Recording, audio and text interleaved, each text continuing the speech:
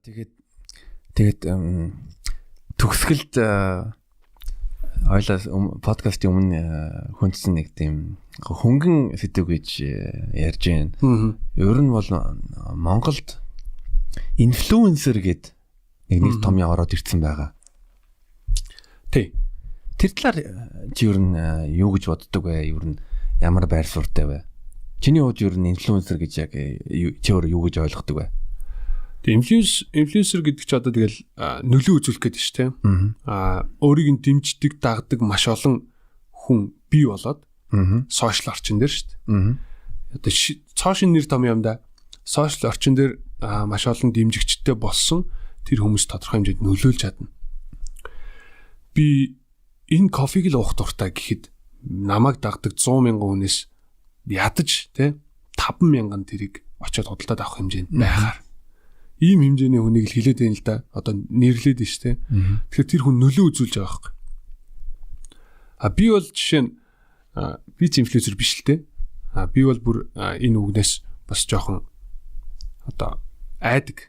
Яагаад гэвэл намайг энэ кофег сурчлахад дагаж уух тийм олон хэмжээний хүн байна гэдэг бол одоо хариуцлага байхгүй юм. Тэгэхээр энийг хариуцлага гэж ойлгож байгаа. Тэгэхээр хариуцлагатай байх хэрэгтэй, бас ёс зүйтэй байх хэрэгтэй, тэ? Үнэхээр чи энийг ингээд үзээд доторхын ингээд амсаад үзсэн чи хитрхи чихэрлэг байгаа л тэ. Тэгээ энэ чихрэгөө авч болохгүй мөс чиггүй манайх чихэрлэгээрээ онцлог энэ кофе. За надад мөнгө өгж байгаа юм чи би энийг сурчилж. Энийг авч уугаарай. Тэгэхэд ёс зүй гэдэг юм аа болохоор миний хэлэх гээд байгаа жишээ нь болохоор ийм их чихэрлэг мэг одоо намайг их олон залуучууд үздэг юм аа. Ялангуяа оюутнууд те 1 2 дугаар курсын залуучууд үздэг. Тэгэхээр тэдний чихрийн хэрэглээ айгүй өндөр болчих юм байна. Та нар ингэ чихргүй юм сурчлуул та надаас өөр бүтээгдэхүүн байна уу гэдэг чим. Энэ ингээд хичнээн мөнгө амсан ч гэсэн тэрнээс ингээд өөрийнхөө юм цензур шүү дээ те. Өөрийн жанжин шугам гэж юм шүү дээ. Тэрнээс тэрийг бас ингэж барьдаг хэмжээнд байгаасаа л гэж би зүгээр дотроо боддیں۔ Гэхдээ намайг ингэж хэллээгээд инфлюенсерүүд хийхгүй л бах. Тэгээ би бол энийг хариуцлага гэж хардаг. Тэгээд ёс зүйтэй байх, жоохон ч гэсэн ёс зүйтэй байх хэрэгтэй. Мэдээж өөрийнхөө байж болно байх тий та. Шаал худлаа ийм хайрцагт ороод явах шаардлагагүй шүү дээ. Тэгэхдээ та юу сурчлах уу? Юуг нь дэмжих юм тий? Ямар хүнийг дэмжих юм? Ямар хүнийг ингэ дүйлгэж харж энэ манай ахыг дэмжээрэй. Энэ манай ах мундаг шүү гэж хэлэх юм.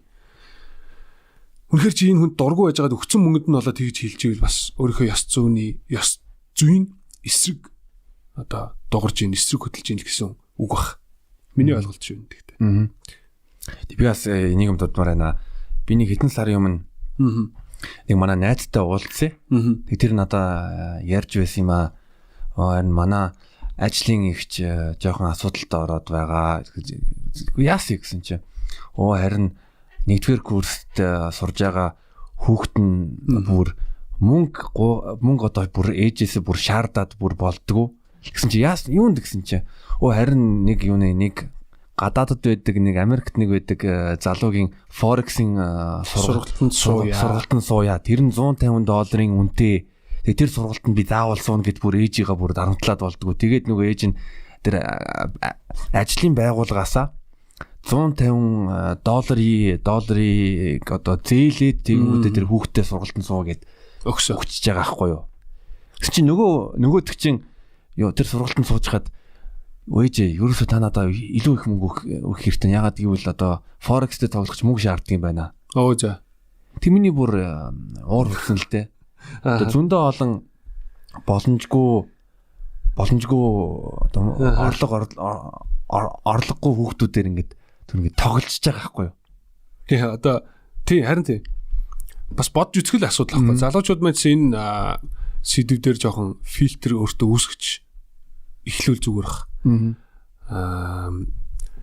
Би яг уржигдэр нэг фэйсбүүкийн найзынхаа бичсэн постыг шеэрлсэн. Тэр тэгсэн чинь худлаа инфлюенсерүүд гэсэн байлоо да. Тэгээд асуудлыг жоохон хурцөндсөн байсан л да. Наад тэр донд нэг параграф таалагдсан байхгүй. Тэр юу гэсэн гэхээр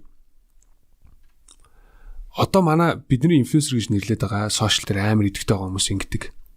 Би ингэж амьдарч намайг хар би одоо над шиг болохыг хүсвэл намайг даг тий шээрл тий би та нарт бэлэг өгнө, ингэн над чиг бол миний сургалтанд ирж суу. Хүн болгонд тийм боломж олдд юм уу? Тэ? Одоо инфлюенсер, энтерпренер гэдэг ч юм уу те ингээд яагаад тэд нар яг ингээд өөрийнхөө хамгийн амжилттай байгаа зүйлийг гаргаж иж барьж агаад ингэж л томор те ингэж л гоё амьдрах гэж тэднийг урайлан дуудаж агаад өөрийгөө дагуулад өөрийнхөө дагчийг бүр олон болгосныхаа дараа тэд нар дахиад юм зараад байгаа юм те. Ингээ бодохоор айгу сонин бас дуусшгүй сэдв болох байх л та хоёулынх нь яриад. Гэхдээ надад тэр нь амар үнэн санагдсан байхгүй. Тэр хүмүүс тэгээд ийна зүгээр л над чиг амьдрмаар нөө тэгвэл намайг даах. Тэ тэгвэл ширл найзгаа меншин тэгэл тэ. iPhone ядан шүү гээл. Шенгэ шир манай фантези. Тэр бол жоохон өрөөсөл байх. Инфлюенсер гэдэг бол нөлөө үзүүлэх чадвартай хүнийг л хэлж байгаа байхгүй тий. Тэгтээ тэрийг айл болох эрэг байвал бас сайн. Нийгэмдэрээ илүү чи эргэл байна тий. Тэгтээ одоо гарааны бизнес эхэлдэг хүмүүс амжилтыг ихвчлэн яриад идэг. Фейлдчүүл яах юм тий. Чи яг гарааны бизнес эхлэхдээ инг гэж цуврал сошиал баахан хичээл явуулж исэн чинь дагаад 10,000 залуучууд яг ээжээсээ мөнгө зээлээд саяны ярьсан жишээ шигтэй ингээд маш их мөнгө оруулаад бүгдээрээ гарааны бизнес хийгээд гисэн чинь тэндээс 10-аас бусд нь фейлдчүүл яах юм. Шатаад мөнгө байхгүй болсон. Тэр залуучуудад нөгөө хүн зөвлөх болоо дахиад тий намайг дагаараа чи гарааны бизнес хийж чадна гэжсэн хүн маань аха би ингээд сая 20 сая төгрөгөө ингээд алдчихлаа. Би яг ингээд уг нь таны хичээлийг ингээд харж ирсэн чинь ингээд холбогдвол тэр хүн за миний дэ төгөлж дахиад шинээр ихэл ахын чамд мөнгө зээлээ гэж хэлэх болов. Тэгэхгүй шүү дээ. Харин тий. Энд чи өөрөө юм бас сонин бодол ойлголттой тий.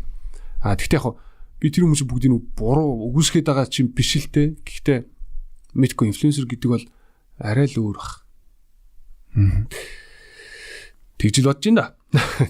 Би өөрөө ч инфлюенсер хүн биш л дээ. Инфлюенсерийг шөмжилж байгаа юм бас биш шүү.